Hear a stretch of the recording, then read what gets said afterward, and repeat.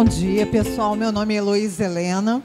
Eu sou carioca, residente agora em Pernambuco. Eu estou há 3 anos aqui. Eu fui aprovada no concurso público de defensor público e vim trabalhar aqui em Pernambuco, né? Contar minha história rapidinho, eu sou fruto de colégios públicos. Eu estudei no Colégio Pedro II, o primeiro e segundo grau. A minha vida acadêmica foi toda baseada em colégio público.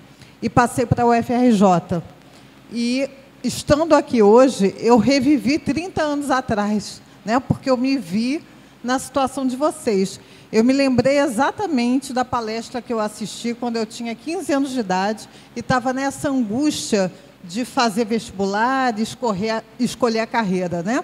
E se tem uma coisa que eu posso atestar para vocês, é o seguinte, que a gente pode fazer essa escolha de uma forma leve. Porque quando a gente tem 16, 17 anos, a gente acha que a nossa escolha é definitiva, não é isso? Que é isso para o resto da vida. E que se eu fizer a escolha errada, eu vou ser infeliz para o resto da vida. Não é isso que a gente sente? E eu quero trazer para vocês a minha experiência profissional para dizer que não é nada disso.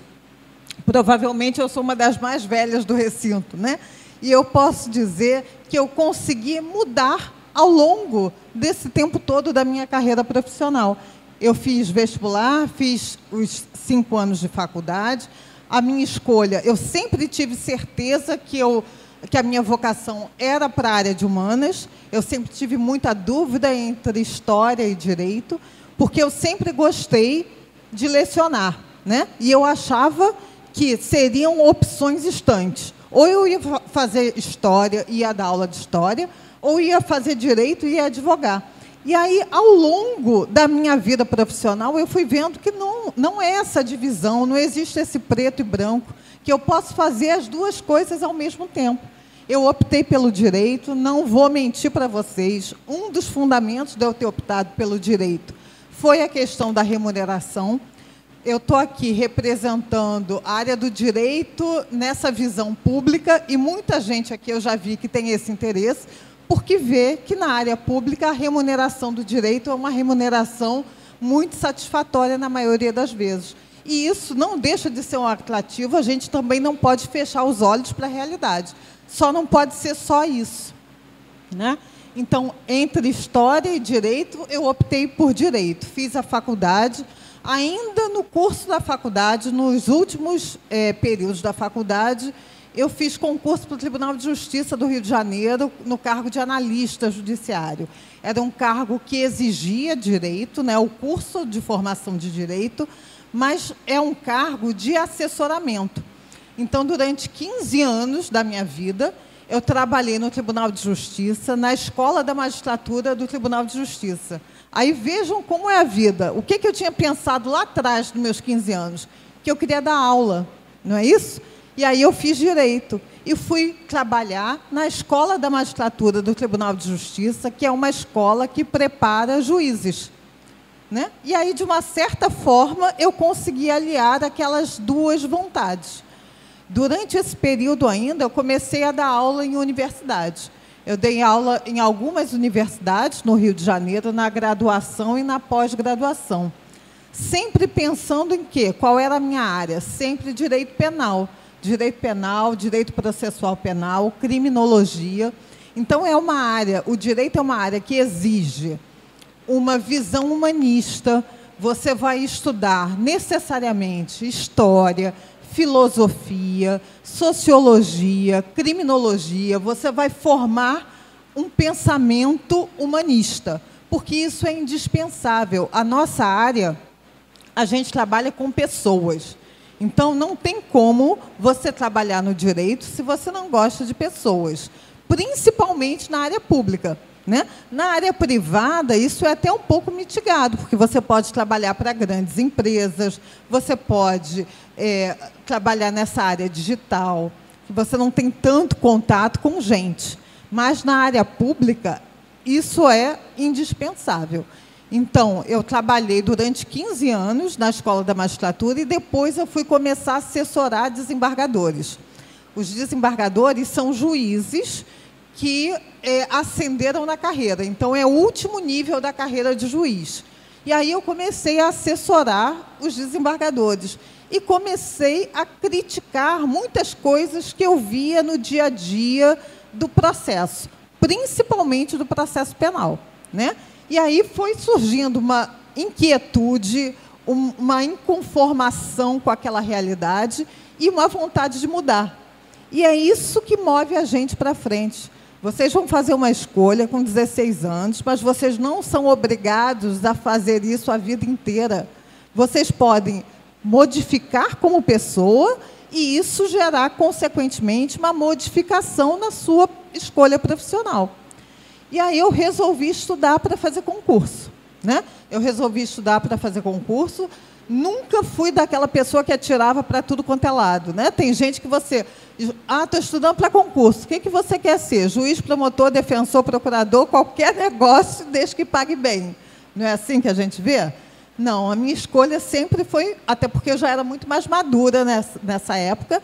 Eu escolhi ser defensora pública. E aí eu comecei a fazer concurso para todos os estados do Brasil, quase todos. Passei aqui em Pernambuco. Conheci Recife, me apaixonei pela cidade e estou aqui agora, né? Eu trabalho aqui há quase 4 anos. O que tem de bom nessa carreira de defensor público? O que o defensor público faz? Aqui em Pernambuco tem uma peculiaridade. No Rio de Janeiro, a Defensoria Pública existe desde os anos 1950. Então, é uma profissão já muito estruturada, já é bem antiga, e a sociedade já incorporou o que a Defensoria Pública faz. Aqui em Pernambuco, isso não é uma realidade, porque a carreira só tem 20 anos. Ela foi criada de uma forma obrigatória após a Constituição de 88 e só foi implementada há mais ou menos 20 anos aqui. Então, é uma carreira nova. As pessoas confundem muito a figura do defensor público com a figura do advogado. No meu dia a dia, pelo menos umas 50 vezes por dia, as pessoas me chamam advogada, e aí eu corrijo. Eu não sou advogada, eu sou defensora pública. Por quê? Para criar essa consciência na população. Eu não quero dizer que o advogado é mais do que o defensor. Isso não existe no direito, tá? Cada carreira é uma carreira. O advogado, ele tem uma função, o defensor outra, o promotor outra, o juiz outra. Qual é a função do defensor público? Basicamente, tem uma série de funções, mas eu vou trazer 3 básicas principais. Acho que vocês já devem ter ouvido falar, que é o advogado daquela pessoa que não tem condição de pagar honorários advocatícios. Então, a gente faz a defesa de pessoas carentes, né? Por isso que eu falo que, no dia a dia, você tem que gostar de trabalhar com pessoa. Porque eu atendo gente descalça, suja, fedorenta, arrumada, pessoas que ganham bem, mas que estão em dificuldade financeira por conta da crise do país, pessoas que ganham bem, mas estão super endividadas, devendo a tudo quanto é banco, e aí também pode recorrer à Defensoria Pública, entendeu? Então, é esse a principal visão que a população tem. A Defensoria Pública atua na defesa das pessoas que não têm dinheiro para pagar advogado. É só isso? Não. E isso, as outras funções, me faz ser diferente do advogado comum, né? O defensor público, ele tem como função institucional a defesa de direitos humanos, né? Então, toda vez que eu estiver diante da violação de direitos humanos, o defensor público, ele tem o dever institucional de agir. Eu, por exemplo, eu trabalho em 2 unidades prisionais aqui de Pernambuco. No Curado, no PEJALB, que é o presídio do Curado, e no PEFAL, que é o presídio feminino de Abreu e Lima. E vocês não tenham dúvidas nenhuma que todos os dias a gente se depara, principalmente nessas unidades prisionais, com violação de direitos humanos. E, por isso, a Defensoria Pública tem que estar lá, né? Quem cometeu um delito tem que ser condenado e vai ter uma pena imposta. Mas, ao mesmo tempo que aquela pessoa tem deveres em relação ao Estado, já que ela violou a norma, o Estado tem deveres em relação a ela, né? E um dos deveres é tratar com humanidade, com dignidade. E a Defensoria está lá para garantir isso. Outra função do defensor público, além de ajudar aqueles que não têm condição econômica é defender vulneráveis. Alguns grupos da sociedade são vulneráveis por si só, mesmo que tenham condição econômica. Por exemplo, vítimas de violência doméstica e familiar contra a mulher. Hoje em dia, a violência doméstica e familiar contra a mulher é uma epidemia. Aliás, eu acho que sempre foi, e hoje isso é colocado a público. E a Defensoria tem a função de auxiliar essas pessoas, os idosos, os deficientes físicos, as pessoas que estão na rua, que não têm abrigamento, não têm lugar para morar. Então, essas pessoas, obrigatoriamente, a Defensoria tem que ajudar. Isso tudo é muito gratificante, porque quando você auxilia uma pessoa, você vê na face daquela pessoa o retorno de felicidade, né? Mas tudo não são flores. Qual é a parte difícil da nossa profissão? Falta de recurso, né? O Estado tem que investir na Defensoria Pública. Mas será que é bom, né? A gente tem que pensar as coisas com um olhar crítico. Será que é bom, muitas vezes, eu defender e investir numa instituição que vai, muitas vezes, contra o próprio Estado? Né? Por exemplo, durante um mês, eu entro em torno de 60 ações no Cabo de Santo Agostinho, eu sou chefe do núcleo do Cabo de Santo Agostinho, em torno de 60 ações contra o Estado para dar medicamento a pessoas que ou o Estado dá ou elas morrem. Será que vale tanto a pena para o Estado investir nessa instituição que, na verdade, atua contra o próprio Estado, na defesa das pessoas? Então, a formação dessa consciência crítica é importante para a própria população buscar cobrar do Estado um maior investimento, né? Das 3 áreas, da magistratura, do Ministério Público e da Defensoria, a Defensoria é o primo pobre, né?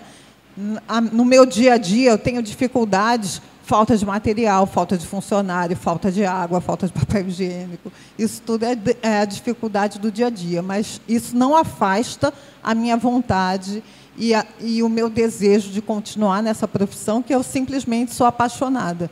Então, é só o dinheiro? É só a qualidade do ambiente de trabalho? Não. Você, principalmente, tem que ter amor pelo que você faz. Se você tem amor pelo que você faz, com toda dificuldade, ainda assim se torna leve e prazeroso o desempenho da função. Muito obrigada. Obrigada pela palavra, Elô. Passa a palavra. Bom dia, pessoal. Antes de mais nada, meu nome é Elmo, tá? Eu sou formado em Publicidade e Propaganda. Tenho um desafio de falar sobre a área aqui em 10 minutos, né? Vou tentar, vou até começar pelo gancho com a minha colega, que ela passou aqui, que direito precisa gostar muito de pessoas. Realmente, quem faz a área de humanas, quem trabalha com comunicação, precisa gostar mesmo de pessoas. Na minha área específica, eu até acrescentaria que a gente precisa entender pessoas. Por isso que as pessoas comentam que o publicitário é meio louco, se tem uma imagem, às vezes, até um pouco diferente, até um pouco romântica do que era o publicitário, talvez em algumas séries e alguns filmes que se viu nos anos 70, nos anos 80. E hoje é uma coisa muito analítica, né? Claro que tem toda uma questão artística, porque envolve arte, envolve conceitos, né? Mas hoje tem uma parte muito mais racional, né? E a gente precisa entender pessoas porque a gente fala para pessoas, né? Existem marcas que nos contratam para falar para vocês, para falar para um público mais jovem, para falar para um público feminino específico, para falar para um público masculino, e você não consegue comunicar com eficiência se você não entende como é que pensam aquelas pessoas. Então, a gente tem que estar muito antenado em tudo que está acontecendo, né? Eu lembro de um professor que eu tinha na faculdade que ele dizia: rapaz, até bula de remédio é importante você ler, porque você precisa entender um pouco de tudo, porque na hora que você cria algo por um público que não está conectado com ele, é certo uma falha, é certo que as coisas não vão acontecer. Eu lembro que eu tive aqui já, acho que há uns 4, 5 anos, por isso que com certeza ninguém que está aqui me viu quando eu já estive, obviamente pela sequência do ensino médio. Então, só que era diferente, tinha uma apresentação, eu tinha um pouco mais de tempo também. E aí foi quando me falaram, não, é um bate-papo, é uma roda de conversa que também é muito bacana. Inclusive, aproveitem para todas as áreas aqui que vocês possam tirar as dúvidas, porque a gente nunca sabe o que vocês realmente gostariam de saber. Então, no momento das perguntas, façam tudo o que vocês puderem, que eu acho que vai ser bacana. Mas, assim, eu conseguiria resumir o que é a nossa função, embora vocês já tenham essa noção, em 2 slides. Eu lembro que eu coloquei um primeiro slide que tinha uma camisa branca, normal, básica. E aí eu perguntei para a turma quanto é que eles pagavam por aquela blusa que eles estavam vendo, né? Que era uma blusa branca básica. Depois de conversa para aqui, para ali, todo mundo, 18, achamos uma média de R$20. Então foi esse mais ou menos o preço que a turma, daquela época, óbvio, pagava por aquela blusa. Aí fiz ok. Aí eu passei o slide e era a mesma blusa, só que ela tinha uma elipsezinha azul bordada aqui no peito, que é a marca da Nike. Aí eu perguntei, quanto é que vocês pagam agora por esta mesma blusa, apenas com essa elipse? E aí foi lembrando, e se chegou a R$40, era o que os alunos pagariam por ela. Aí eu fiz, tire 50 centavos do preço que custou a linha e aquele bordado, no processo de produção não foi diferente disso, R$19,50 você pagou por aquilo que você acha que vai se sentir ao estar com aquela blusa. Porque a blusa é igual, não há diferença, só tinha literalmente um símbolo a mais. E é isso que é o nosso papel, porque o nosso mercado tem mudado muito, pela internet principalmente, pelas redes sociais, pela forma de achar e se comunicar às pessoas, mas isso não mudou. Esse é o nosso desafio, é conseguir, no meio de tantos concorrentes, conseguir criar um valor a ponto de vocês perceberem, nós, porque eu também sou consumidor, perceber algo de valor a mais. Claro que aí envolve também N coisas do marketing que não convém agora, porque aí você tem todo um atributo de preço, de produto, de distribuição, mas restringindo a comunicação é isso, é conseguir transmitir valor e diferenciação, porque hoje você tem 200 produtos iguais em formato e em qualidade. O que não acontecia muito há algum tempo atrás. Você tinha poucos produtos, entendeu? Você tinha 3, 4 produtos e eles eram diferentes. E quando alguém inovava, demorava 2 anos para uma outra marca inovar. Hoje acabou. Eu lembro quando a Skol lançou aquela primeira tampa diferenciada, em menos de um mês o concorrente estava igual, fazendo a mesma coisa. Então, assim, é muito rápido as mudanças, as inovações entre as marcas. E como é que você vai conseguir tirar o seu produto ou fazer ser visto no meio de uma prateleira de mais, sei lá, 15, 20 marcas concorrentes que praticamente têm a mesma coisa que você? Aí é onde entra a ferramenta e o poder da comunicação. Falando um pouco sobre a parte boa, eu já começo achando que todas as pessoas que quando entram, eu sempre coloquei, podemos ter até algumas opiniões divergentes aqui, mas eu sempre coloquei para a minha equipe que há uma diferença de emprego e profissão. Tá? Emprego é passageiro, profissão não é. Por mais que você até mude de caminho, e é super normal que você, dentro de um caminho que você trilhou na sua vida, e eu conheço várias pessoas de sucesso que começaram com a carreira e foram para outra, mas na hora em que você está literalmente focado no emprego, as pessoas que passam lá na agência, talvez eu tenha esquecido de falar, eu tenho uma agência, sou sócio fundador de uma agência de comunicação, a MV2 Comunicação, e há 23 anos, ela existe, e há 23 anos eu trabalho na mesma empresa. E muita gente passou, muitos estagiários passaram, muita gente de outras agências. Resumindo, muitas pessoas experientes e sem experiência. E o que eu consigo concatenar dentre as pessoas que estavam começando e cresceram, e só para vocês terem a noção, um estagiário da agência hoje é meu sócio. Tá? E ele entrou como estagiário, inclusive numa outra área. Depois é que ele foi para a área certa dele. Mas o que eu consigo resumir é a paixão pela profissão. Porque todos que passaram por lá visando um emprego, tá? Eles não conseguiram evoluir. Tá? Sempre com o pensamento do entendimento, da paixão pelo que faz e até pela questão do próprio sucesso, que é uma pergunta muito recorrente, sobre a questão financeira, sobre a questão como é que funciona. Eu acho que não deve ser muito diferente para todas as demais áreas. Os bons, os comprometidos, os que estão ali porque realmente escolheram fazer e cursar e exercer essa profissão, não tem muito por onde correr, eles vão ter posições de destaque onde eles trabalham. Como é uma coisa que mexe muito com a autorrealização, obviamente estou falando um pouco por mim, mas também pela experiência com os outros, talvez a parte mais bacana seja a autorrealização de saber que uma ideia, que uma participação efetiva sua está no mercado e funcionou. É como se fosse pequenos partos durante o ano inteiro.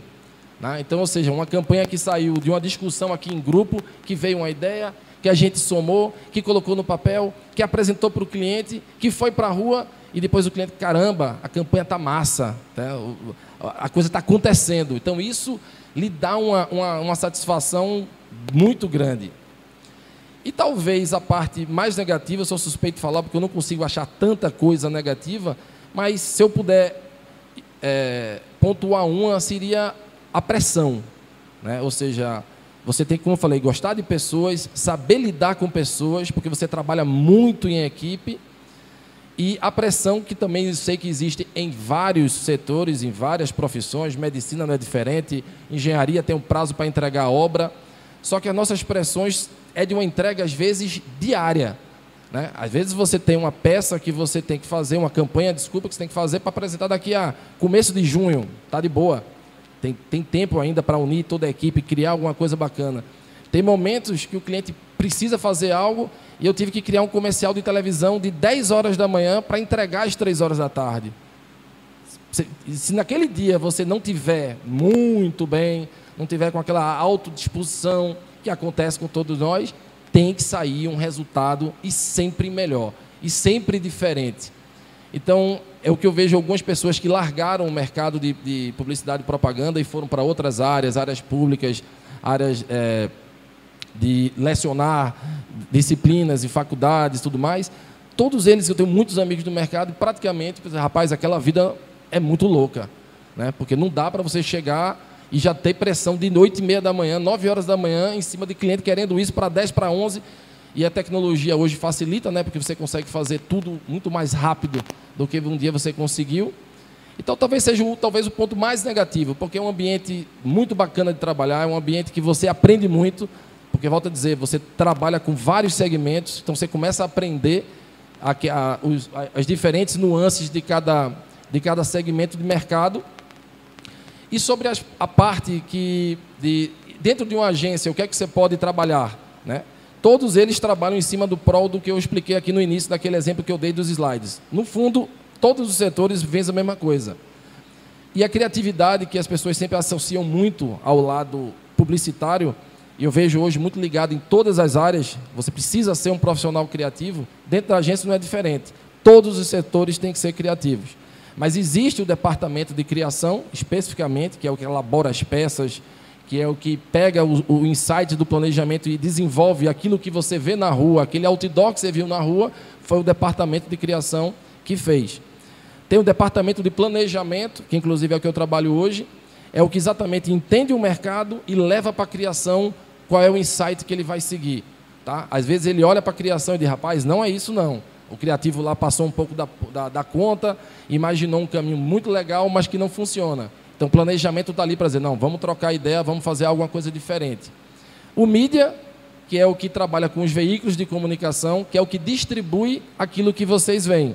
Tá a criação pronta e vai para o mercado. É o que entra em contato com as televisões, com o rádio, com a televisão, as redes sociais. Existe o mídia online, que faz os anúncios digitais também, no Facebook, no Instagram, no Waze. Em resumo, há um profissional específico para ver quais os melhores canais para poder entregar aquele conteúdo. E existe o atendimento, que a gente chama de executivo de negócios, que é o que atende o cliente. Alguém precisa pegar essa bomba e estar lá o tempo todo conversando com o cliente e trazendo para a agência os problemas deles para que a gente consiga tentar, pelo menos, resolver. Então, no frigir dos ovos, são essas as funções dentro de uma agência de propaganda. E eu concluo aqui para passar para o meu amigo, também deixando a mensagem disso, que eu acho que o mais importa, a colega aqui acho que já passou bem essa questão do momento que vocês têm. Lembro bem, quando eu tinha mais ou menos a idade de vocês, eu talvez seja um pouco específico, porque assim, eu já queria muito isso, né? E eu vejo hoje, quando eu converso com algumas pessoas da idade de vocês, elas têm muitas dúvidas, né? E acho normal que exista, é por isso que vocês estão aqui, inclusive, né? Mas que apenas façam pelo coração. Se der errado, se achar que não é isso, vocês têm tempo suficiente para voltar e para fazer um caminho bacana e serem bons naquilo que vocês escolheram. Mas não vão necessariamente por alguma situação exclusivamente financeira. Ah, aquilo ali eu acho que eu vou ganhar um pouco mais do que... Aí chega lá naquele canto, você vai ter um desgosto, porque não era isso que você queria, e nem sempre o fato de você escolher uma profissão que hoje remunera mais, vai lhe remunerar mais. Nem sempre, isso não é ciência, né? Existem N fatores que podem acontecer. Então, sugiro que olhem pelo coração, olhem aquilo que vocês têm mais afinidade e metam bronca que com certeza a coisa acontece. Abração. Obrigado. Bom dia, meu nome é Marco, eu sou engenheiro civil e estou terminando minha pós-graduação em Engenharia de Segurança do Trabalho. Hoje eu trabalho com a multinacional, a Brooksfield, que é uma empresa canadense.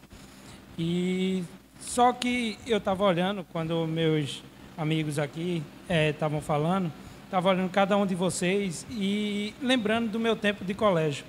Eu estudei aqui no GGE e eu não sabia, na verdade, qual era a profissão que eu iria tomar para o resto da minha vida, até o final do fundamental.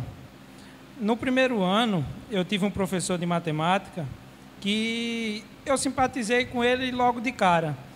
E ele conseguiu me trazer muito para perto dele, entendeu? Conseguiu fazer com que eu gostasse da matemática, da área de exatas. E hoje eu sou apaixonado pelo que eu faço. Se pudesse voltar no tempo, eu faria tudo de novo, porque é uma área difícil, é uma área que você é muito cobrado, não tem hora para você trabalhar. Eu, às vezes, fico em plantões, não posso viajar, porque tem uma obra, tem pessoas que dependem de mim, mas é algo muito gratificante, porque, além de você fazer o que gosta, você vê aquela obra atender milhares de pessoas, trazer benefício para muitas pessoas. Então, isso é muito gratificante.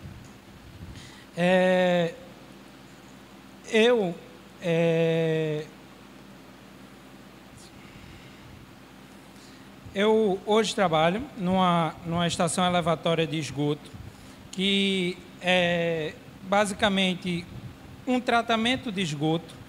Depois do tratamento de esgoto, a gente eleva esse esgoto para fazer a distribuição até a estação de tratamento de esgoto.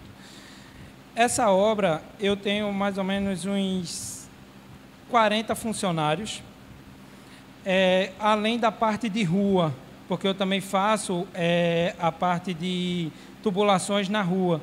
E na rua eu tenho mais 80 e poucos funcionários. Então, são 120 pessoas que têm que ser geridas por mim. Eu tenho que ter responsabilidade sobre a vida dessas pessoas. Eu preciso dar condições para que elas trabalhem seguras e voltem para casa seguras, porque existem pessoas que dependem desses trabalhadores. Eu preciso fazer planilhas, cronograma, planejamento de obra, locar equipamentos, fazer devolução de equipamentos, preciso trazer principalmente lucro para a empresa. Então, ser engenheiro não é simplesmente um status. Eu, quando eu estava no tempo de colégio, que eu ia entrar na faculdade, eu pensava muito em remuneração. Não vou mentir a vocês, porque engenharia, queira quer não, tem muito status, e todo mundo diz, engenheiro ganha bem. E eu pensava nisso também, em receber bem, em ter status. Mas quando eu assumi o cargo de engenheiro, eu vi que era muito mais do que status, do que dinheiro. É uma paixão. Você tem que fazer o que você gosta, independente do dinheiro que você ganhe. Porque dinheiro não compra felicidade, não faz com que você seja cada dia mais interessado, seja mais comprometido, entendeu? Você precisa realmente fazer o que gosta, porque é isso que faz você todo dia acordar com aquela felicidade de ir para a obra, de produzir, de trazer lucro para a empresa, de crescer profissionalmente e você fazer o bem para a sociedade. A minha faculdade eu digo que foi o período mais difícil da minha vida. Eu entrei na faculdade muito verde ainda, muito imaturo e acostumado um pouco com o ritmo de colégio, porque colégio a gente, queira quer não, estuda muito para uma prova, que é a prova de vestibular. E a gente não estuda para a vida. A gente não está preparado para os baques que a gente vai ter quando a gente for profissional. Porque quando a gente é profissional, a gente larga um pouco o nosso lado indefeso. A gente tem que tomar a frente, batalhar todos os dias pelo nosso avanço, pelo avanço da empresa, avanço das pessoas que estão trabalhando com a gente. Então, foi um choque muito grande quando eu entrei na faculdade de engenharia, porque são cadeiras extremamente pesadas, são cadeiras de muito cálculo, que requer muita atenção, muita dedicação. Eu tive que abdicar de muitas coisas, muitas festas, muitas saídas, para ficar estudando. Virava a noite estudando, e quando vinha a nota, vinha uma nota 4, uma nota 5, e eu ficava triste, mas ao mesmo tempo feliz, porque na turma era uma das maiores notas que tinha. Para você ver como é a situação. Mas no final tudo dá certo, é uma aprendizagem. Eu digo que não chamo de faculdade, eu chamo de escola de engenharia, porque é uma escola para a vida. Você lá aprende, além de ser engenheiro, a ser uma pessoa que resolva seus problemas, uma pessoa que batalhe por você, batalhe por tudo que você quer. Porque é você sozinho, não tem seu pai, não tem sua mãe para resolver suas coisas, é você e a sorte. E hoje, eu ainda não cheguei aonde eu quero chegar, quero muito mais. Estou já disposto a fazer outros cursos, outras especializações. Se Deus quiser, eu vou chegar no meu mestrado, porque eu acho que a pessoa tem que se atualizar constantemente, porque o nosso mercado é muito desumano. São muitas pessoas querendo emprego, pouco, devido à crise, poucas oportunidades de emprego. Então, a cada momento, a cada segundo, você tem que aproveitar o máximo para se especializar, para se tornar o melhor naquilo que faz. A engenharia, ela é muito ampla, principalmente a civil, a que eu escolhi. Eu poderia ir para muitas áreas, a parte hidráulica, a parte de construção vertical, que são prédios, eu podia ir para a parte de construção horizontal, que são pontes, viadutos, poderia ir para a parte de projeto, parte de planejamento, mas eu escolhi a parte de saneamento, que é uma área que, eu não sei se vocês sabem, a região metropolitana do Recife só tem 30 e poucos % de saneamento básico. Então, a gente tem por volta de 35 anos de obras de saneamento. Então, não vou chegar a me aposentar, mas vou chegar perto, trabalhando com essa área de saneamento. E eu não tento ser generalista, eu tento ser o melhor naquilo que eu faço. Porque quando você tenta ser abrangente demais, você não consegue ser o melhor naquilo. Em tudo, não consegue ser melhor em tudo. Você vai ser melhor em algo que você faz. Então, eu tento ser melhor a cada dia nessa parte. A remuneração. A questão da remuneração de engenharia, hoje em dia, não é o que eu esperava. Também o país está em crise, a gente sabe como é que está a situação do Brasil, a questão de desemprego. Mas, para uma pessoa com a minha idade, eu só tenho 25 anos, eu vivo bem, vivo feliz com o que eu ganho, acho que é um salário justo para o que eu faço, além de todas as minhas atribuições, minhas responsabilidades.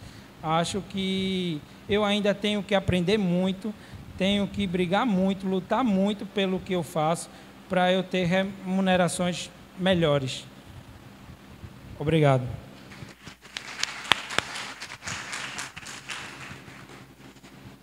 Bom dia, pessoal. Meu nome é Ricardo Ferreira, eu sou médico, especialista em medicina de família. E aí, eu depois conversando aqui na minha mente, né, em relação a como que falar para vocês. Eu acho que para falar um pouquinho da medicina, eu posso falar em relação à minha trajetória, né? Não era para eu estar aqui, se eu pensasse há mais ou menos os 14 anos atrás, não para estar aqui, porque fiquei em dúvida. Nesse momento de vocês, eu sempre estudei em escola pública, né, no primeiro e segundo grau, eu queria ser professor. E aí, junto com o professor, eu comecei a ver na minha família, que é da área de saúde, minha mãe é enfermeira, a atuação do profissional médico. E eu comecei a me apaixonar por essa profissão. O quanto as pessoas olhavam de forma diferente. E aí, no vestibular, eu optei por fazer medicina. O primeiro ano eu não passei no vestibular. E eu caí em lágrimas. Passava em odonto, passava nas outras. Aí minha mãe fez, meu filho, que ela viu o quanto eu estudei, né? Ela fez, meu filho, faça outra área. Eu disse, não, eu vou fazer medicina. Segundo ano eu passei. E aí entro na faculdade, né? Entro na UPE em 2007. Não, em 2001, entro na UPE. Chego na UPE, é totalmente diferente da realidade da escola. Você se autodirige, você torna-se gestor do que você vai aprender. Entendeu? Então, você trabalha muito nessa perspectiva. E aí eu tive a mesma impressão dele também, que foi o sofrimento. Meu Deus, onde eu estou? E ver as dúvidas, né? E aí eu encarei. A graduação de medicina são 6 anos, né? E 6 anos que é de manhã e à tarde. De manhã, aula teórica e prática, de tarde, manhã, teórica, tarde, prática e teórica. E aí, quando um dia, uma tarde livre, aí era o momento que eu tinha para relaxar um pouco. E aí é dividido o ciclo da medicina em ciclo básico, o profissional, o internato, né? Aí durante essa trajetória na faculdade, aí teve muitos colegas, né? Ainda hoje temos grupos de WhatsApp que a gente se comunica, né? Sou formado em 2007, fui formado em 2007. Mas durante a graduação eu pensei em fazer várias áreas. E curiosidade é que eu fui desde neurocirurgião, no primeiro período, aí eu disse, não, fui para uma cirurgia dentro do HR, com o doutor Hildo Azevedo. Cheguei lá, passei 6 horas dentro de um bloco cirúrgico. Meu Deus do céu, eu não quero isso para a minha vida, não. Aí eu disse, eu quero neurologia, vamos para neuro, porque eu achava muito de neuro. Aí comecei a ver, sendo que neuro tinha aquela relação, mas era um pouco distante do indivíduo, da pessoa. E eu tinha um conceito com medicina, você abre os artigos, medicina, procura diagnosticar, curar, não sei o quê. Eu acho que medicina, a definição é cuidar da pessoa. Ver a pessoa em primeiro foco. É a pessoa. Que na pessoa você tem outras questões. Entendê-la também. E aí, eu fui evoluindo dentro da graduação. Aí disse, pronto, gostei de nefro. Lutei para rodar em nefro opcional. Aí depois disse, é uma opção. Rodei em gastro, outra opção. Ou seja, vou testar K0. Querendo tudo. Até que o último rodízio que eu fiz no internato foi na atenção primária à saúde, que é a unidade de saúde da família. Que eu tenho uma referência, que foi a minha preceptora, em que essa minha preceptora, ela era muito boa tecnicamente e era muito humana. Ela sabia o nome de cada uma das pessoas. Ela não conhecia como leito 1 da cirrose hepática, leito 2 da hipertensão. Era Dona Ana, Dona Juliana, era a pessoa. Então, ela sabia o nome de cada pessoa da comunidade. E aí eu comecei a me apaixonar pela atenção primária à saúde. Mas comecei também a dar plantão. No finalzinho, foi o último rodízio meu. Eu doidinho para terminar, para ganhar meu dinheiro, dinheiro no bolso, né? Depois de tanto suor. E aí, eu passei nos concursos para o intensivista. Eu gostava muito de UTI, eu era muito clínico. E aí, chegou um anjo na minha vida, que foi uma professora minha, e disse: Ricardo, abriu a vaga para residência. Eu disse: mas eu tô com 3, passei em 3 concursos, mas vou poder assumir um. Eu tenho um plantão que é contrato. Não vou fazer agora, não. Mas faça, é bom. Vou fazer por experiência. Eu tenho o hábito de estudar. Eu sempre tinha um cronograma para estudar. Então, eu só não estudava sábado e domingo, porque eu ia para a praia, viajava, que isso é importante para a gente. Saúde mental é fundamental em qualquer área, é fundamental. Então, eu procurava canalizar o final de semana. Então, eu tinha um cronograma. Então, eu fiz a residência, passei em primeiro lugar na residência de medicina de família, não fiz os cursos preparatórios, mas peguei o material para estudar, e aí fiz medicina de família, né? Que é uma área nova na medicina, né? Que é a residência. Na residência, você tem uma oportunidade de especializar. Quando você acaba a graduação, você torna-se um clínico geral, você entende tudo um pouco de cada especialidade, mas não é uma coisa específica. Aí depois você se especializa. E a medicina de família foi o que me atraiu muito. Por mais que eu fosse um clínico, gostava, quisesse ser neuro, aí acabou eu sendo médico de família. E hoje não me arrependo de ser médico de família, porque eu trabalho numa comunidade de aproximadamente 7.000 pessoas que precisam de mim.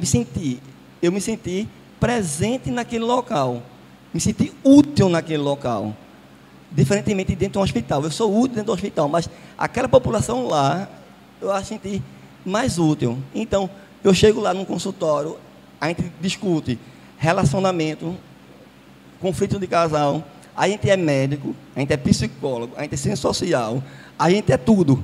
A gente se torna um médico multiprofissional. Até de direito, às vezes, a gente tem que discutir, pesquisar, para a gente saber orientar o indivíduo, a pessoa que está ali esperando. E só o fato de ele chegar até a mim e entregar o corpo dele, entregar entre aspas, para eu cuidar dele, né, eu acho que é super de boa. É espetacular. E aí eu fiz a residência, terminei os 2 anos. Atualmente, eu sou professor, né? Eu antes não falei que queria ser professor. Eu sou professor da FITS, da Faculdade de Tiradentes, professor auxiliar, sou supervisor da residência de medicina de família de lá, sou professor auxiliar também da UPE, Universidade de Pernambuco, né? Dou aula lá também, sou preceptor das residências médicas, né? Inclusive medicina de família, e recebo o pessoal da graduação lá na minha unidade. Ou seja, ainda sou preceptor da residência múltipla, onde recebo psicólogo, fono, TO, ou seja, me achei em essas várias coisas. Atualmente também, eu trabalho na unidade de saúde da família, que são 40 horas semanais, exercendo função de assistência, docência também, e trabalho como plantonista em urgência. Né? Já não basta isso, ainda sou um plantonista de urgência. Eu trabalho na Policlínica Barro Lima, né? Atendo 12 horas, 24 horas semanais, né? E aí eu acho espetacular, porque eu tenho um privilégio de estar numa urgência em que eu, no início, eu me identificava naquilo que eu acho que é espetacular, que é conhecer o cotidiano da comunidade, ajudar a comunidade, e na questão da docência. Eu acho muito interessante, por quê? Porque muitas vezes a docência ela é muito distante da comunidade. E quando eu faço docência dentro da comunidade e trago exemplos práticos para dentro da sala de aula, ele fica mais palpável para a pessoa compreender. Né? Termo de remuneração, dinheiro, né? Inicialmente são 6 anos, né? A gente sabe que são 6 anos que não é justamente de gasto, né? A residência recebe uma bolsa, né? Em torno de R$ 3.100 a residência. Depois da residência, né? Você, atualmente, a média por plantão no mês, R$ 7.500 a R$ 8.000, em relação ao plantão 24 horas, né? E na unidade de saúde da família, varia muito, e de prefeitura para prefeitura, tem um valor que agrega mais, né? E também sou supervisor do programa Mais Médico para o Brasil, do Ministério da Saúde, que é o programa que vai levar o profissional médico para unidades que não têm acesso, ao próprio não tem acesso. Resumindo, é uma profissão que eu me identifico, gosto dela, faço ela por amor, tento fazer o máximo possível mediante as dificuldades que a gente tem no sistema. A gente tem uma dificuldade no sistema de saúde. Vou dizer aqui a você que tudo é flores. A gente tem sim. Atualmente, ontem eu dei plantão, tem uma paciente entubada, que chegou gravíssima. O valor de referência para o oxigênio no sangue dela era 97, 98, e ela chegou com quase 40. Ou seja, ela estava quase entrando em óbito. E a gente teve que, graças a Deus, deu certo com o poder divino, deu certo, que a gente interviu e ela melhorou. Porém, ela precisa de um tubo para fazer nebulização. E eu não tenho dentro do serviço. E aí eu falei com a diretora do hospital, eu disse, isso é um absurdo, a gente não tem um tubo dentro do serviço. A gente tem um profissional médico, mas não tem isso. Vocês vão lidar com algumas diversidades, mas que essas adversidades não sejam empecilhos para vocês cuidarem do outro da melhor forma possível. Sempre olhando o outro como aquele que vem para você, querendo ajuda, querendo compartilhar, às vezes é só escutar, pessoal. Às vezes eles chegam, não é nem porque você passa um remédio, ele quer escutar, porque dentro de casa ele tem uma mãe que está, um filho que está dentro do presídio, é uma pessoa que está desempregado, é uma mulher que sofreu violência, ele quer ser escutado. Então, escute primeiro, veja a pessoa, não veja a doença em primeiro lugar, tá certo? Obrigado.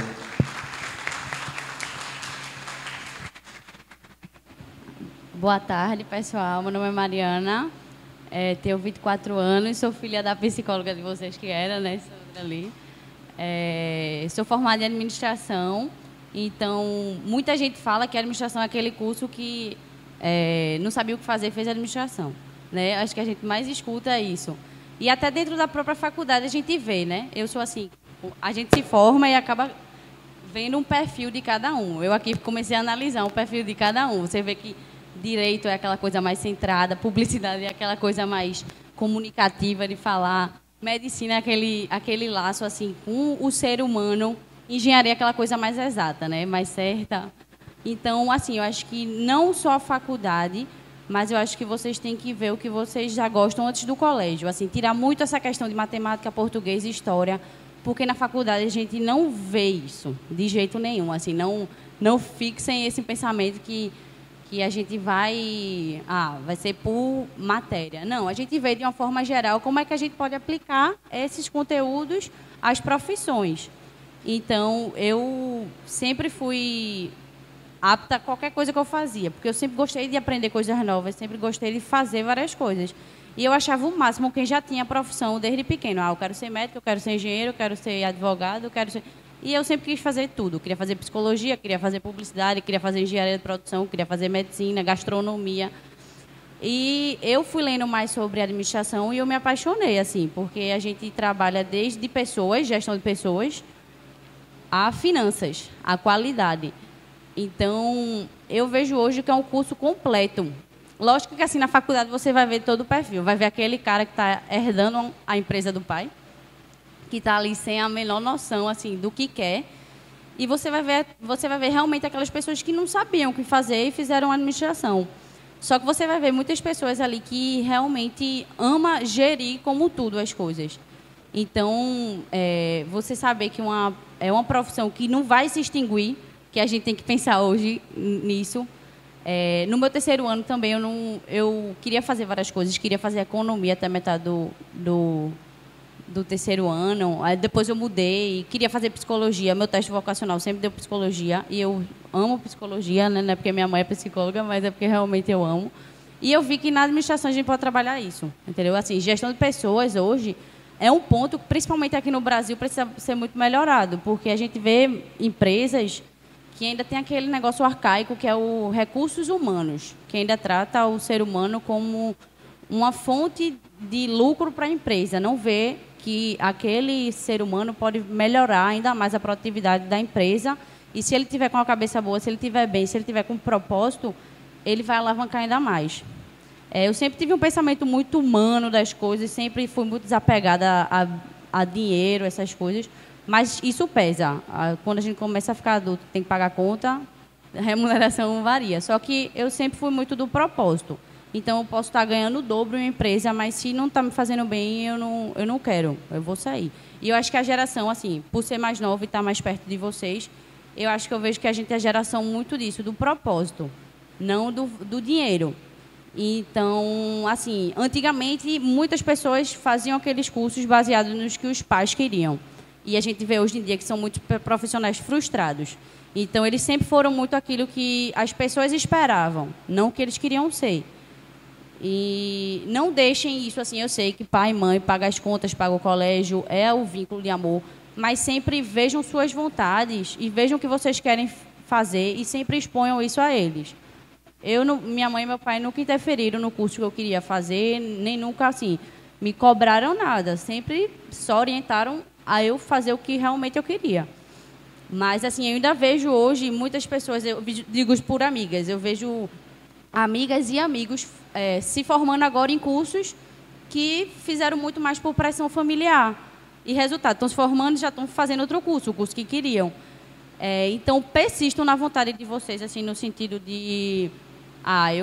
eu sempre gostei de trabalhar com moda. Então, não achem que porque a remuneração de moda é pouca. Não, ao contrário. Quem faz a remuneração é vocês. Então, eu acho assim, é uma diferença, não sei se você, pessoal da área de humanas nota, sem ser da parte pública, é que na parte de humanas, às vezes, a gente tem muitos empecilhos das questões de até não ter sorte.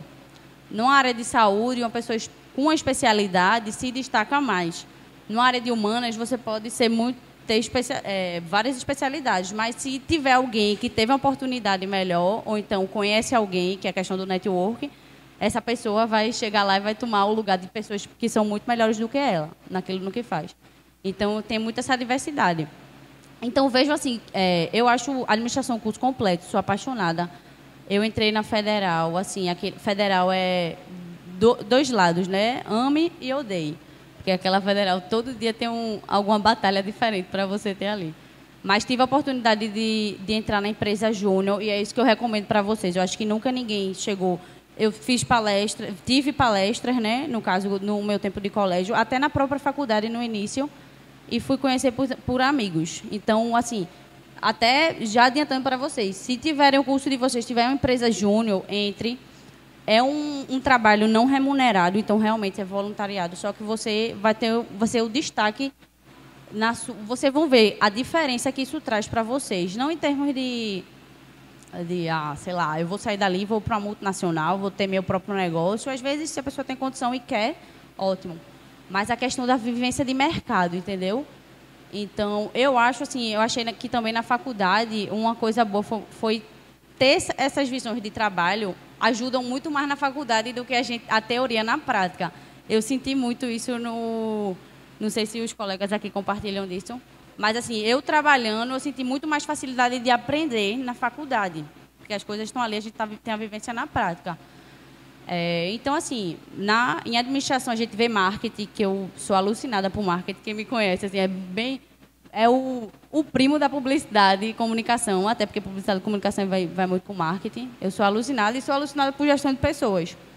Hoje eu trabalho no banco, que não tem nada a ver, né? A gente falando aqui marketing e gestão de pessoas, mas eu sempre quis trabalhar no banco desde o ensino médio. Por quê? Porque eu sempre vi que era um trabalho que todo mundo corria.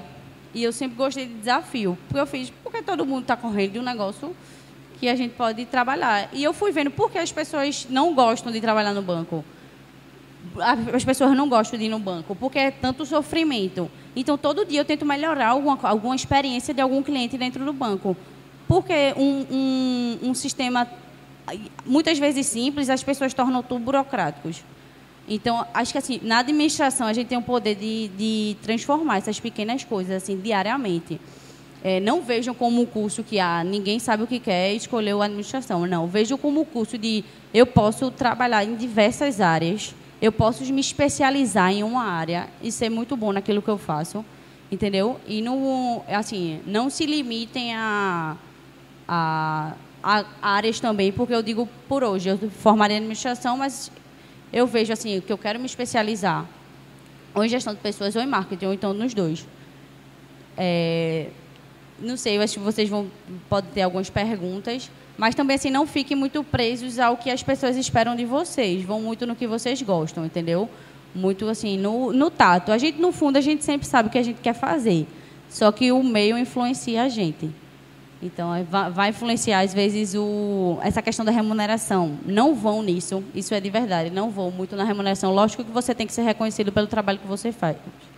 Mas vão muito mais no propósito e no prazer, porque assim vocês vão trabalhar melhor, vocês vão envolver pessoas de uma melhor forma e vão acabar assim sendo satisfeitos no que fazem. Infelizmente, como falei, a gente vê muita gente que não está naquilo que foi esperado deles. E a administração a gente vê tudo. Tudo mesmo, da melhor maneira possível. E é isso, bem rápido.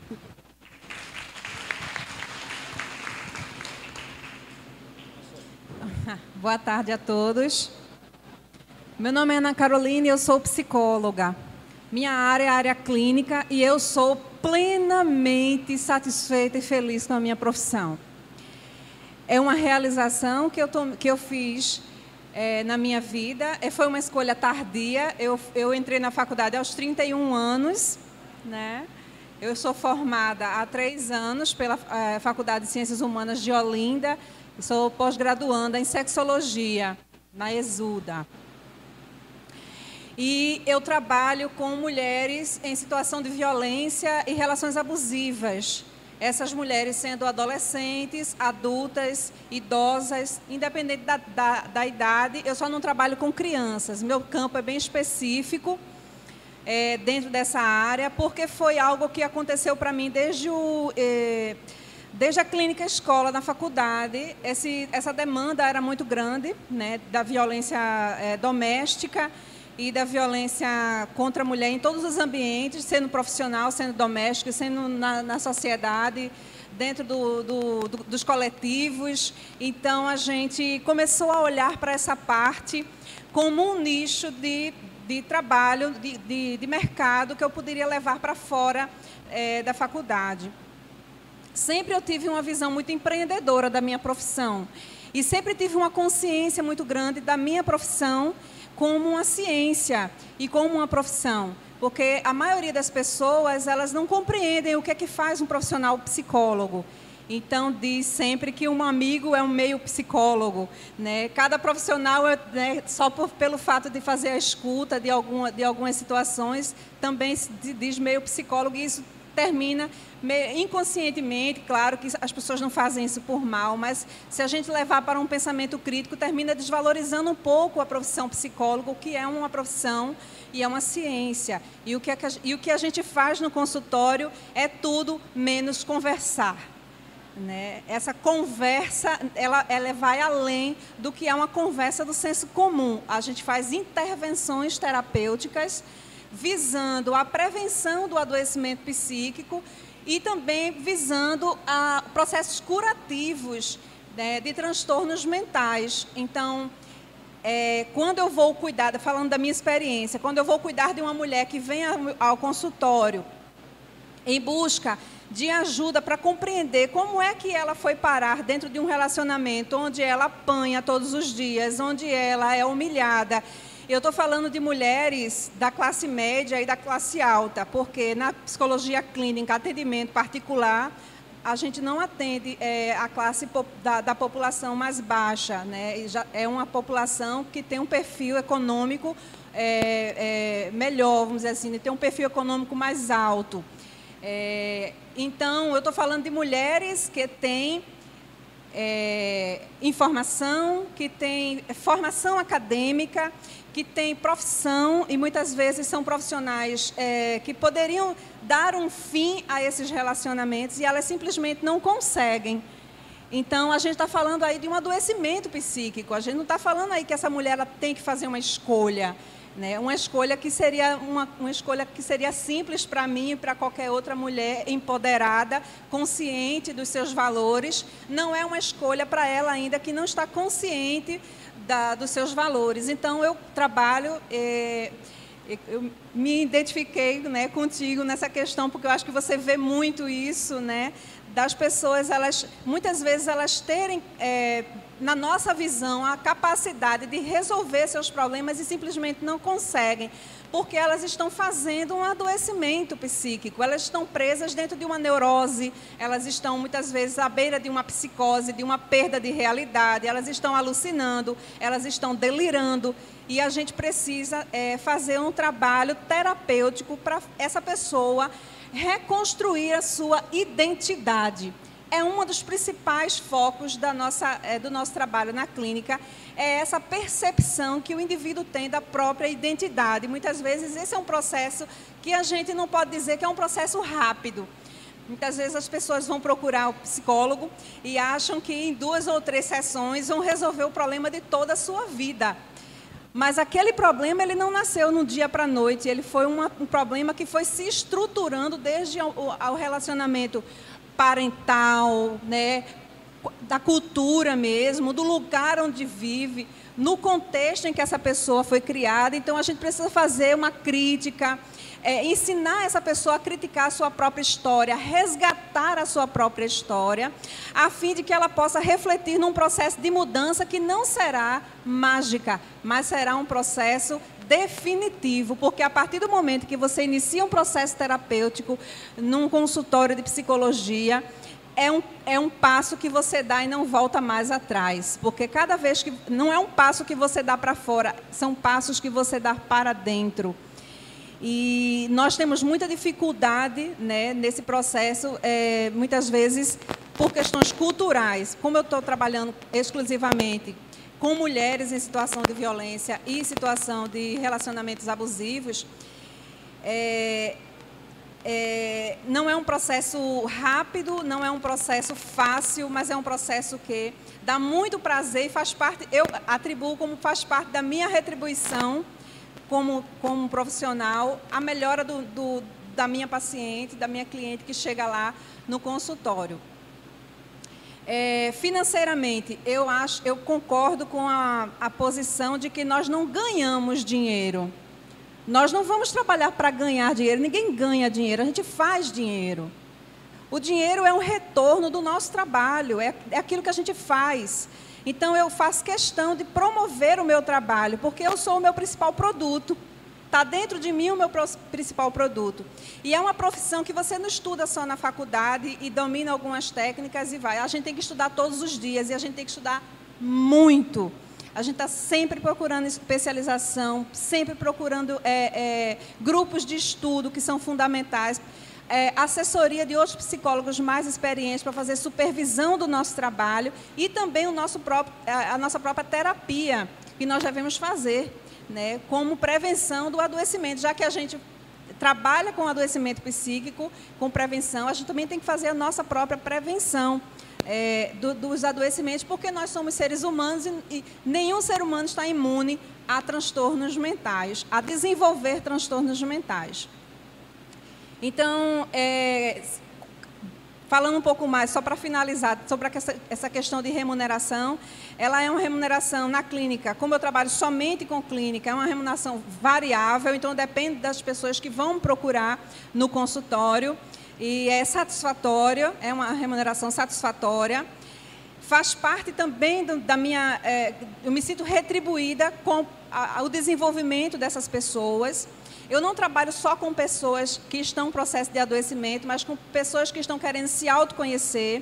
Então, a gente faz também um trabalho de consultoria, né, para que essa pessoa possa se autoconhecer, se autodescobrir. Muitas vezes, essas mulheres elas precisam ainda escolher uma profissão, ou trocar de profissão, devido a algumas condições que são necessárias. Então, a gente está aí para ajudá-las nesse processo. Então, qualquer outra pergunta, a gente está à disposição para ajudar.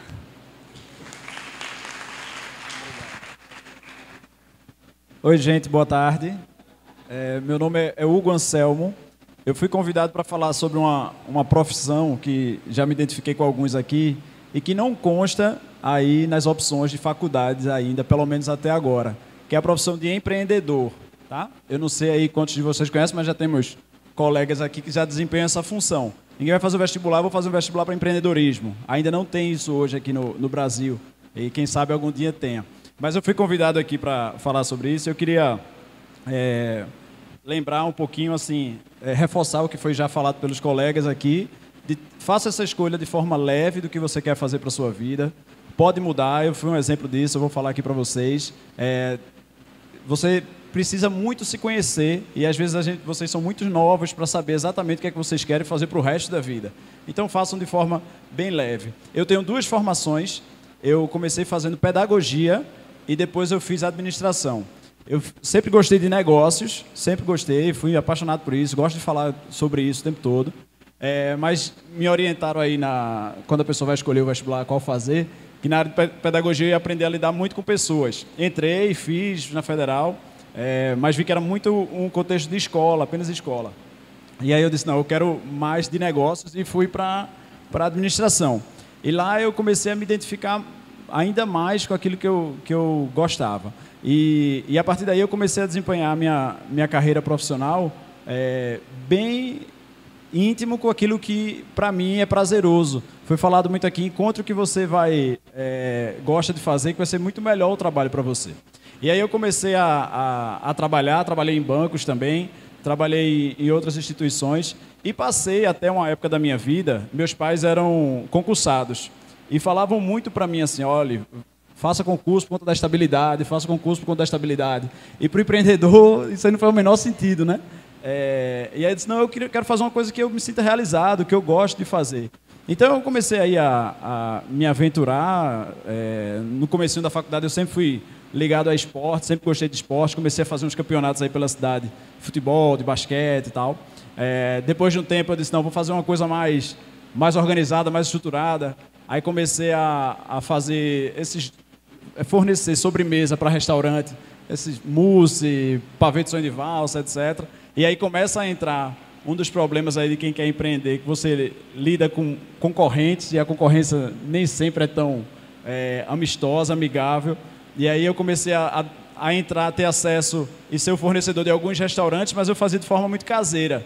E aí a qualidade era melhor, a embalagem era melhor, tudo era melhor, mas os concorrentes, eles por terem uma estrutura pesada, eles tinham liberação da Anvisa, da Vigilância Sanitária. Aí eles começaram a me ameaçar, vou denunciar você, porque você não tem, que a gente era caseiro, eu vou denunciar todos os restaurantes que você está fornecendo as suas sobremesas e tal. Então, criou um clima tão desagradável, né? Isso faz parte da concorrência. Muitas vezes joga sujo, mas serviu de um aprendizado muito grande. E a partir daí eu criei um novo negócio, e esse novo negócio chegou a incomodar na área de educação executiva. Tá? Eu juntei minhas 2 formações, pedagogia e administração, e criei uma escola de negócios. Essa escola de negócios veio a incomodar um grande player daqui do Brasil, que nos ameaçaram também extrajudicialmente, ameaçar processar a gente por algumas besteiras lá e não deu em nada, mas é só para ameaçar mesmo. E aí, essa vida de empreendedor é algo que, para mim, é muito, muito gratificante. E o que é ser, de fato, empreendedor? Empreendedor é você, para conceito de dicionário, é aquele que executa, aquele que faz se tornar realidade. Para mim, é um pouquinho mais assim, é você ter um sonho, ou como foi falado aqui, propósito, um objetivo, e você colocar aquilo ali em prática. É uma profissão, muitos não consideram ainda como profissão, mas é algo que é colocado muito fantasioso, porque a gente vê os cases de Steve Jobs, foi um empreendedor, aí fez a Apple, o cara que criou a Netflix, Walt Disney, que fez esse império e cresceu, entrou nos filmes, comprou a Marvel, não sei o quê. É muito massa tudo isso, mas a realidade do empreendedor é bem diferente disso aí. Eu queria só para pontuar para vocês algumas coisas. Primeiro, qualquer profissão que você escolha, tá? Primeiro escolha se identificando bastante com aquilo ali. E em qualquer área a gente pode ser empreendedor. Tem psicólogo que é empreendedor, tem médico que é empreendedor. Em qualquer área você pode empreender, você pode criar, ter um objetivo e correr atrás de fazer com que ele se torne verdade. Isso era a primeira coisa que eu ia falar sobre essas escolhas profissionais de vocês. Deixa eu só dar uma afiladinha aqui no que eu anotei aqui para vocês. Sobre pontos positivos e pontos negativos. Tem... para mim, uma coisa que eu sempre quis, além de falar muito sobre negócios, é ter liberdade de escolher como trabalhar, de onde trabalhar, a hora que eu trabalho. Então, assim, se eu tiver que trabalhar até 2 da manhã, não tem um problema. Assim, eu nunca fui de ficar fazendo sempre aquelas tarefas repetitivas sempre. Então, essa liberdade para mim é muito boa. Eu gosto muito, eu estou sempre aprendendo. Então, hoje eu tenho 3 empresas e participo de uma ONG, como no conselho dessa ONG. E aí... sempre são coisas novas, sempre são desafios novos. Então, se você não gosta de estar sempre fazendo aquelas tarefas repetitivazinhas e você gosta de criar, você é criativo, você gosta de fazer coisa nova, acho que o empreendedorismo é um caminho bacana para você. E aí também o network, que foi citado aqui, tenho acesso a muita gente, conheço muita gente, e você tem que saber circular por vários ambientes. Você fala uma hora com o cliente, outra hora você fala com o fornecedor, outra hora você fala com o parceiro, e isso enriquece muito. Tem algumas dificuldades, é claro, como qualquer uma, que apesar de eu não gostar de fazer tarefas repetitivas sempre, em alguns momentos eu tenho que fazer. Toda profissão, qualquer uma que você escolher, não vá pela fantasia de que vai ser sempre mil maravilhas. Sempre vão ter atividades que você vai ter que fazer, que não vão ser tão prazerosas assim, mas tem que fazer. Outra coisa que a gente enfrenta é a burocracia do governo, né? Altas taxas de impostos, isso é uma dificuldade grande. E, por fim, essa questão de... você tem que aprender a saber lidar com pessoas, e não é qualquer tipo de pessoa só para você ter um relacionamento de amizade. Você tem seus concorrentes que querem destruir sua empresa, você tem seus clientes que querem o tempo todo ser agradados por você, que você faça coisas que o agradem. Então, assim, tem sempre os desafios. E a última, para ser bem objetivo aí, para não estourar o meu tempo, é a questão de remuneração. Essa daí, então, é a mais... né, assim, não tem como dizer. Não tem muitas empresas, a maioria, não tem um cargo de empreendedor. Então, não tem essa referência. É muito como a colega falou, é muito fruto do seu próprio trabalho. Se você trabalha bem, se dedicou bem, entregou algo que o mercado realmente quis e comprou e viu valor naquilo, você vai ser bem remunerado. Mas isso vira uma estabilidade muito grande. Tem hora que dá muito bem e você está muito bem, tem hora que não, você planeja uma coisa, dá errado, tem hora que você planeja, dá certo, e você vai ter que ter um pouquinho de, além de estômago aí, ter um pouquinho de equilíbrio para saber lidar. Então, é uma profissão, para mim, é encantadora, sempre vendo coisas novas, sempre aprendendo, e estou aqui à disposição caso queiram tirar mais dúvidas, tá? Obrigado, gente. Bom, meninos, como a gente conseguiu observar, né, desde o início da manhã até agora, nesse iniciozinho de tarde, eu acho que para qualquer profissão, antes de tudo, vocês vão ter que ser resilientes, né? Porque não é linear. Se for linear, o médico está aqui para comprovar, ninguém mais está vivo, está todo mundo morto, se continuar em linear. Então, a gente sempre está oscilando. E essa oscilação é vida. Essa oscilação é vida tanto na medicina, essa oscilação é vida porque, como numa montanha-russa, uma hora vai ser tenso, outra hora vai ser prazeroso. E vocês vão ter que se preparar para estar tanto em caminhos bons ou caminhos com pedras, né? E essas pedras serão aprendizados. Refazer não significa que deu errado. Refazer significa que pode ser bem melhor. Então, eu quero que vocês levem um pouco disso hoje aqui. Vocês não precisam sair daqui com uma decisão tomada. A proposta da gente é que vocês tenham opções. Opções de pensamento, opções de escolhas, opções de sonhos. E que esses sonhos têm que ser Sempre, pulsão de vida. Vocês têm que estar a todo momento renovando o desejo, renovando a vontade. Escolher uma profissão? Massa! Mas dentro dessa profissão existem outras profissões, subprofissões, no qual as especializações estão aí para vocês se tornarem profissionais por excelência.